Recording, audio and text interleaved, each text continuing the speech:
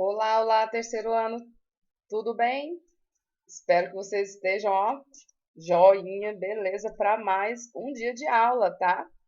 Hoje aí é terça-feira, tá? Dia 9 de novembro, estamos aí na segunda semana de novembro, tá? E bora lá para mais um dia de aula. Hoje teremos a aula interdisciplinar. O que é aula interdisciplinar, professora? Quando a gente mistura aí a interpretação de texto, que é português, junto com as outras disciplinas, ciência, geografia, história, tá? Tem matemática também, tá bom? Então, hoje teremos aí, de forma interdisciplinar, ciência, geografia, história, português, como sempre, né? Só a gente está fazendo leitura, interpretando texto, a gente já está utilizando aí a língua portuguesa, certinho? E matemática, tá bom? E a nossa mensagem do dia aqui, ó, que bonitinho, ó. Que o vento leve para longe suas dificuldades, tá? Que a gente consiga aí superar nossas dificuldades, né? Se você tiver alguma dificuldade aí em relação ao conteúdo, na hora de fazer as atividades, tá? Manda uma mensagem na sexta-feira, tá? Na sexta-feira eu tô de plantão aí, posso falar com vocês. Durante a semana, infelizmente, né? Estou nas aulas presenciais. Então, durante a semana, de segunda a quinta, eu não consigo, mas na sexta-feira, ó, tô aqui, tá bom? Então, vamos aí para um ótimo dia, tá? Uma ótima terça-feira, dia 9 de novembro, tá? Então, vamos lá. Vamos iniciar aí. Eu vou deixar com vocês lá no grupo um vídeo para vocês assistirem, tá? Chama-se De Onde Vem o Dia e a Noite, e movimentos de rotação e translação, tá? Na outra prova eu vi que muitos confundiram, tá? E é muito bom saber que vocês realmente estão respondendo aí sozinhos, né? Estão fazendo as provas e as atividades, né? Lógico, com acompanhamento de alguém mais velho, a mãe ou o pai, né? Ou quem ajuda vocês. Mas eu vi que vocês estavam confundindo o movimento de rotação e translação. Vou deixar um vídeo para vocês assistirem, tá? Ficarem afinados aí sobre os movimentos, tá? E da onde que vem o dia e a noite. É um vídeo super bacana também, tá bom? Então vamos aí, vamos falar hoje sobre o que? As estações do ano, tá? Vamos fazer a leitura, vamos fazer uma leitura com vocês, tá bom? Separem um local para vocês escutarem, né? Com calma, com tranquilidade, tá? Para aula, que a aula seja fluida nesses 15 minutos aí que a gente tem diariamente, tá? É corrido, mas a gente faz acontecer, não é não? Então vamos lá, ó. Estações do ano. A Terra basicamente possui o quê? Dois movimentos, tá? E é o movimento de rotação, tá?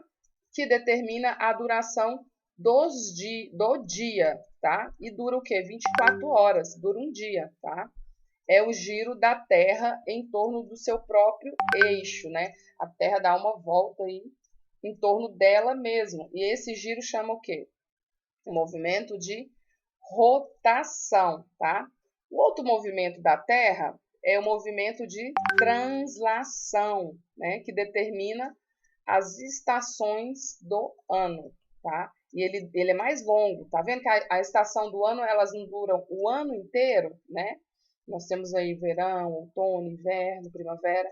Então, as estações, elas duram meses, né? Então, dura o ano inteiro, tá? Então, o movimento da Terra, que se chama translação, ele determina aí essas estações do ano, tá?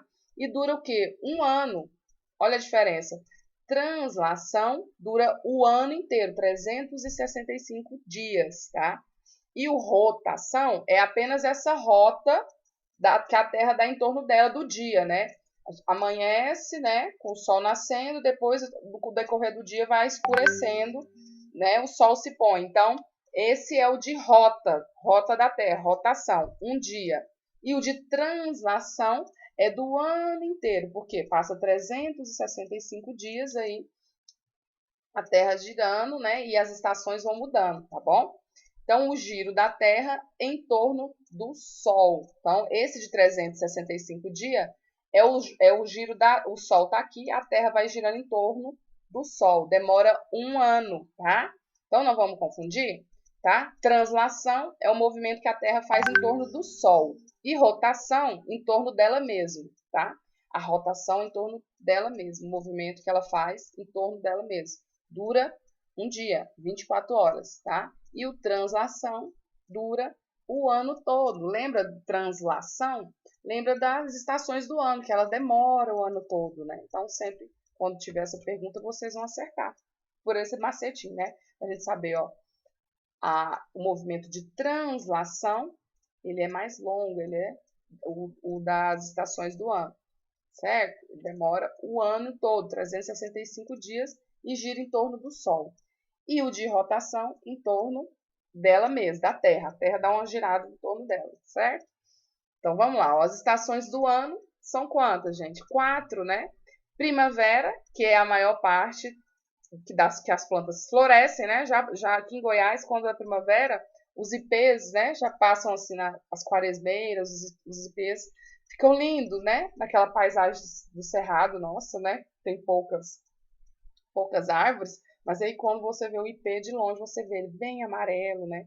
Ou o ipê lilás, né? O ipê branco, que é mais raro, mas é muito lindo. De longe, a gente consegue ver aqui cair das florzinhas toda amarelinha no chão, né? É muito lindo. Essa é a estação da primavera. Temos aí o verão, que é a estação mais quente e chuvosa, tá? Muito quente, mas também chove muito. E o outono, em que as noites são mais frias e algumas árvores perdem as folhas, né? E o inverno, que é a estação mais fria do ano. Aqui em Goiás é meio complicado, né? Fazer essa divisão, né? Ou tá torrando quente ou tá congelando, principalmente aqui em Jataí, né? Ou é quente pegando fogo, ou é, ou é um frio congelando, né? Mas a gente consegue perceber aí na primavera a chegada do florescimento das árvores, das flores, né? A gente consegue sim definir, mas não é tão bem definida como em algumas outras partes do mundo, tá? Mas nós temos aí essas 4 estações, tá bom? E no Brasil, as estações ocorrem nos seguintes períodos, ó, primavera, de setembro a dezembro, tá? O verão, de dezembro a março, tá? Verão, de dezembro a março. Outono, março a junho. Inverno, de junho a setembro, tá? Aí eu vou pedir para vocês aqui, ó, fazer aí no caderno de vocês, ó, entendendo o texto. Qual é o nome dado ao movimento da Terra em torno de si mesma, tá?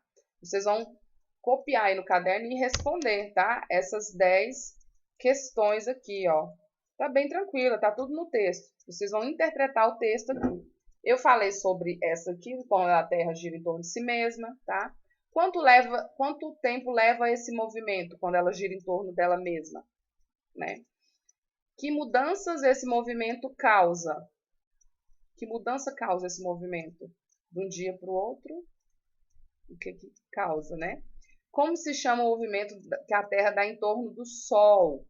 Quanto tempo esse movimento leva? Preste atenção na pergunta e tá tudo aqui, tá? No texto, aí nas atividades de vocês que o papai e a mamãe pegou lá na escola, tá tudo aí, tá? As atividades do dia 9, tá? E aí vocês vão responder, ó, quanto tempo esse movimento leva, esse que gira em torno do Sol, o que esse movimento determina, o que ele faz, né? O que ele determina?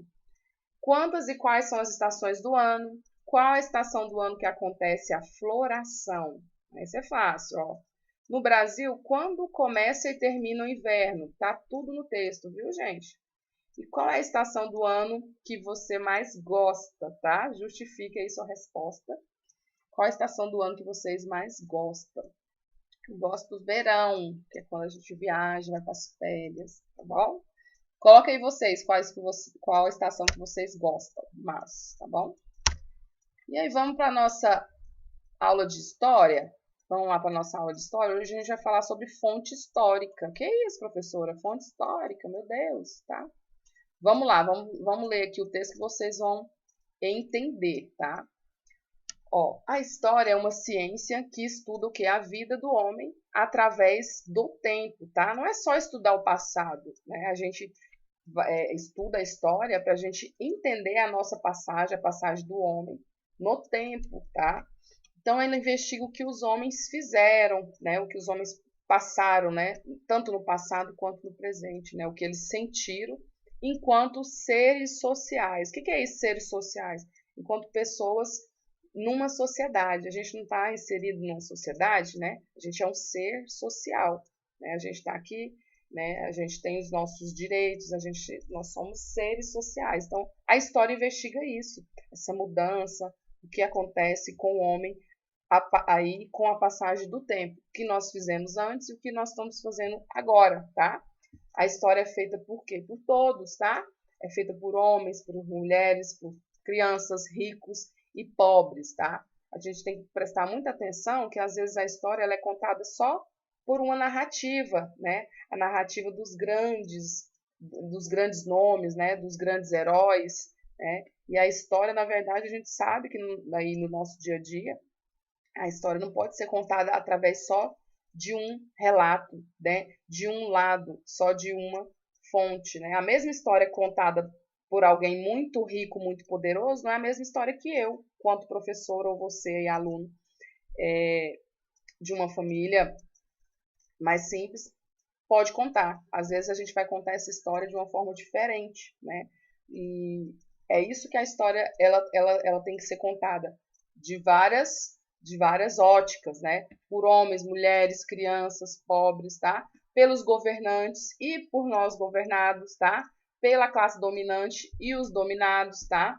Pela guerra e também pela paz, pelas pessoas comuns, né? Desde os tempos mais remotos, né? Na história a gente não estuda lá desde dos homens da caverna, né? Então a gente vai estudando como foi mudando aí a nossa sociedade, né? Como nós seres humanos, nós fomos nos modificando, tá certo? E a história está presente o que no nosso cotidiano. Ao estudar a história, nós nos deparamos com o que os homens foram e fizeram, e isso nos ajuda o que? A compreender o que podemos ser e fazer, tá? Assim, a história é uma ciência do passado e do presente, tá?